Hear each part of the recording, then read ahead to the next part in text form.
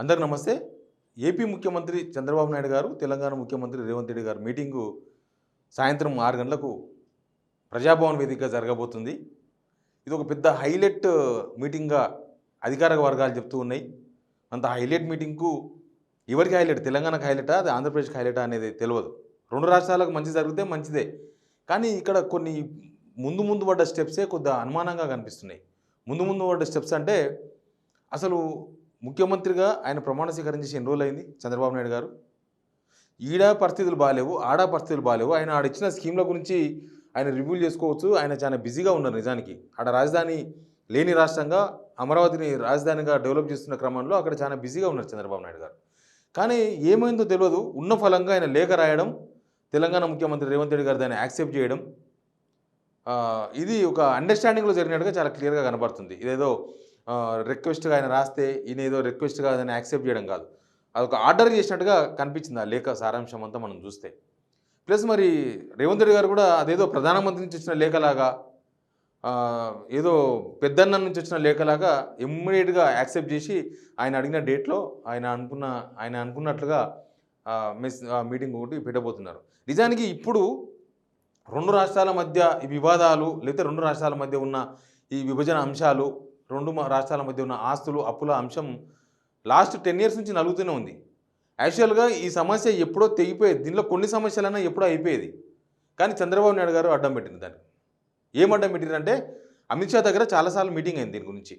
అప్పుడున్న ముఖ్యమంత్రి కేసీఆర్ గారు అప్పుడు 2014 నుంచి 2019 దాకా ముఖ్యమంత్రిగా ఉన్న చంద్రబాబు నాయుడు గారు అమిత్ షా దగ్గర దీనికి సంబంధించిన మీటింగ్స్ అని, ఆఫీసర్స్ మీటింగ్స్ అని చాలాసార్లు ఆఫీసర్స్, ఎందుకంటే ఇది ప్రభుత్వాల మధ్య వ్యవహారం, ఇది ఈ ప్రభుత్వాల మధ్య జరగాల్సిన వ్యవహారం కాబట్టి ఆఫీసర్స్, ఇక్కడ సిఎస్ అక్కడ సిఎస్, మధ్యలో హోంశాఖ, అప్పుడప్పుడు ముఖ్యమంత్రులు అమిత్ షాతో కలవడం, ఇవన్నీ కూడా జరిగినాయి.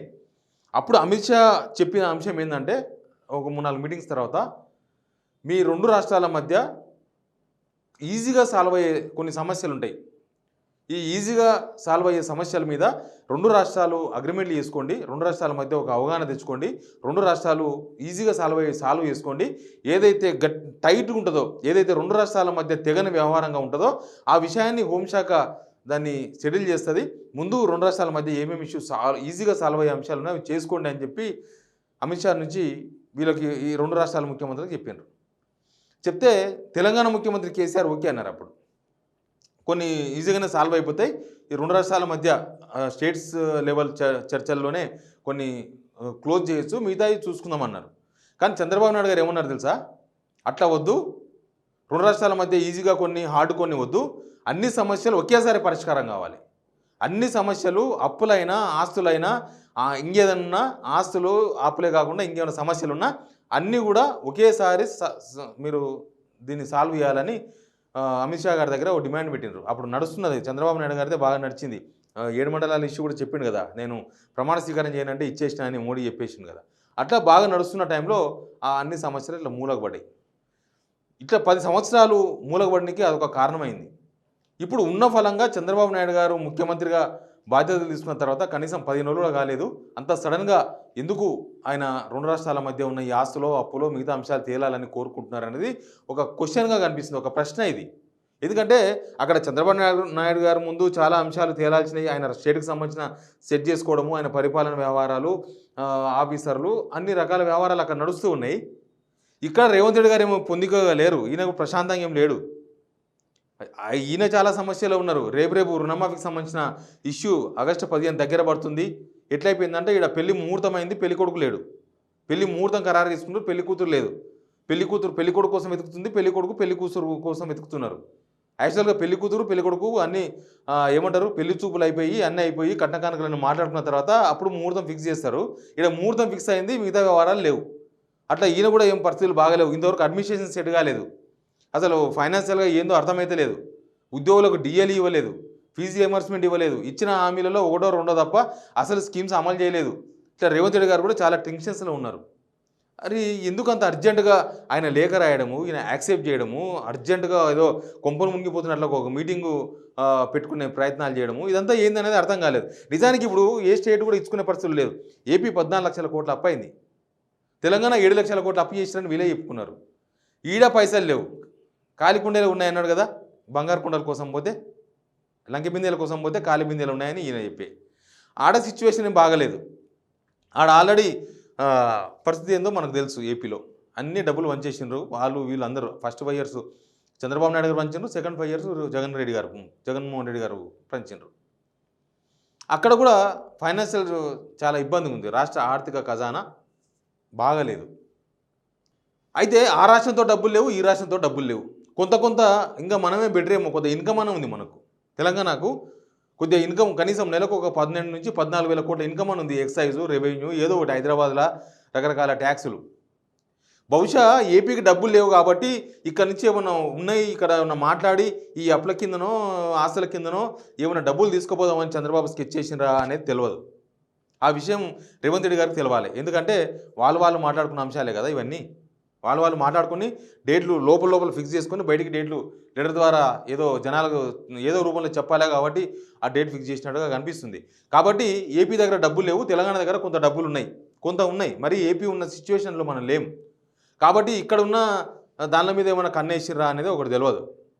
అది తేలుతుంది, ముందు తెలుస్తుంది మనకి ఏందనేది. ఇంకొక ఇష్యూ ఏంటంటే, అసలు ఎప్పుడు ఇంత సడన్గా ఎందుకు చంద్రబాబు నాయుడు గారు మూవ్ అయినారు తెలంగాణకు? తెలంగాణలో ఆస్తులు అప్పులను ఎందుకు చర్చలు అవన్నీ స్టార్ట్ చేద్దాం అనుకుంటున్నాడు? రాజకీయాల్లో ఒక చర్చ ఉంది, ఏపీ పాలిటిక్స్లో ఉన్న చర్చ ఇది. ఏమైందంటే మొన్ననే స్పీకర్ ఎలక్షన్ జరిగింది లోక్సభలో. స్పీకర్ ఎలక్షన్ అయినప్పుడు బీజేపీ వాళ్ళు జగన్కు ఫోన్ చేసి జగన్ మద్దతు అడిగినారు. జగన్కు ఉన్నది 4 ఎంపీలు. 4 ఎంపీలను కూడా వాళ్ళు ఫోన్ చేసి అడిగితే జగన్ ఓపెన్గా నేను మద్దతు ఇస్తున్నా ఎన్డీఏకు అని చెప్పిండ్రు. తర్వాత చంద్రబాబు నాయుడు గారికి ఎక్కడో అనుమానం వచ్చిందో మండిందో ఏమైందో తెలియదు. ఎందుకంటే ఇక్కడ 16 మంది ఎంపీలు మనం మద్దతు ఇస్తుంటే మళ్ళీ జగన్మోహన్ రెడ్డి మద్దతు అడగడం ఏంది 4 ఎంపీలు అది అని బహుశా ఉంటుంది కదా, ఎవరికైనా కూడా కొంత ఈగో ఉంటుంది. బహుశా చంద్రబాబు నాయుడు గారు ఏదో ఆ ఈగో పెట్టుకొని నేను కాంగ్రెస్ వాళ్ళతో కూడా కలవగలను, కాంగ్రెస్ వాళ్ళతో కూడా నేను ఎప్పుడేమైనా చేయగలన్న సంకేతాలు ఇచ్చే ప్రయత్నాలు జరుగుతున్నాయా ఎన్డీఏ గవర్నమెంట్కు, ప్రధాని మోడీ గారికి అనేది ఓ చర్చ ఏపీ పాలిటిక్స్లో ఉంది. ఇది నిజమో అబద్ధమో ఉంటుంది. కాకపోతే కొద్దిగా ఈగో అయితే ఖచ్చితంగా చంద్రబాబు గారి ఈగో ఈ విషయంలో దెబ్బతిన్నది. జగన్ మద్దతు అడగడం బీజేపీ అనేది అంత ఈజీగా తీసుకోవాల్సిన ఇష్యూ కాదు చంద్రబాబు నాయుడు యాంగిల్లో. కాబట్టి దానిలో భాగంగా నేను ఈయన రేవంత్ రెడ్డితో భేటీ అయితే, కాంగ్రెస్ ముఖ్యమంత్రి కదా ముందు, రేవంత్ రెడ్డి ఆయన సహచరుడో శిష్యుడో ఏదైనా ఉండొచ్చు, కానీ ఇప్పుడు కాంగ్రెస్ ముఖ్యమంత్రి కాబట్టి మనం కాంగ్రెస్తో కూడా డీల్ చేయగలము అని చెప్పే ప్రయత్నాలు ఏమైనా నడుస్తున్నాయా? ఏమో దీనిలో అయితే ఏదో ఉంది. దీనిలో మనం అనుకుంటున్నట్టుగా ఏదో రాష్ట్ర విభజన సమస్యలు, ఆ సమస్యల కన్నా ఎక్కువ సమస్యలు ఉన్నాయి. ముందు ఆ సమస్యలు తెలుసుకోవాలి. ఇప్పుడు మీరు అడిగితే ఈయనకి ఈడ డబ్బులు లేవు, ఈయనకు తేలితే ఈయనకి ఆడ డబ్బులు లేవు, ఎవరి దగ్గర పైసలు లేవు. ఎట్లుందంటే ఇద్దరు కూర్చొని ₹100 లేదు, కూర్చొని నువ్వు నాకు 10,000 బాకీ అంటే నువ్వు నాకు 10,000 బాకీ, ఎవరి దగ్గర జేబులో రూపాయలు లేదు, ఖజానా ఖాళీ ఉన్నాయి 2 రాష్ట్రాలలో. ఇప్పుడు కూర్చొని అప్పుల గురించి ఆస్తుల గురించి ఏది మాట్లాడుకునేది ఏముంటుంది? బిహైండ్ ద సీన్ ఏదో ఉంది దీనిలో, ఒక రాజకీయం. ఎందుకంటే ఈ రాజకీయాలు ప్రతి దగ్గర అదే ఉంటుంది. అంతకుముందు కేసీఆర్ జగన్ కలిసిరంటే అప్పుడు కూడా ఏదో రాజకీయం ఉంటుంది. రాజకీయం లేకుండా కేవలం జనాల తరపునో లేకపోతే రాష్ట్రాల్లో బాగుండాలనే చర్చలు చాలా తక్కువ జరుగుతాయి. మిగతా అంతా పాలిటిక్స్ మీద ఎక్కువ కాన్సన్ట్రేషన్ చేస్తారు. కాబట్టి దీనిలో ఏదో జరుగుతుంది, ఏదో జరిగింది. దీనిలో నేను చెప్పిన ఈ యాంగిల్స్ అన్నీ కూడా దీనిలో ఉన్నాయి.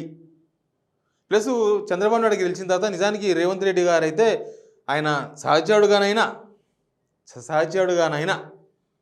చంద్రబాబు నాయుడు గారికి పోయి శుభాకాంక్షలు చెప్పాల్సిండే. తాతాలాడినరు వాళ్ళ అనుచరులని ఓ చర్చ నడుస్తుంది తెలంగాణ రాజకీయాలలో. దూరంగా ఉండడం మంచిగా లేదని. కాబట్టి ఇట్లా రకరకాల ఎపిసోడ్స్ మధ్య ఈ మీటింగ్ ఒకటి జరగబోతుంది. ఇక బయటికి చెప్పాల్సింది ఇవే చెప్తారు. సీలేరు పవర్ ప్రాజెక్ట్ మీద మాట్లాడినాం, లేకపోతే ఆస్తుల మీద మాట్లాడినాం, అది మాట్లాడినాం చెప్తారు. బట్ ఇంటర్నల్గా జరగాల్సిన వ్యవహారాలు కొద్దిగా లేట్గా అయినా సరే బయటకు వస్తాయి. చూద్దాం ఏం జరుగుతుందో. బట్ ఈ మీటింగ్ ఇంత సడన్గా ఎందుకు జరుగుతుందన్న అనుమానాలు మాత్రం బలంగా ఉన్నాయి. Please subscribe signal TV.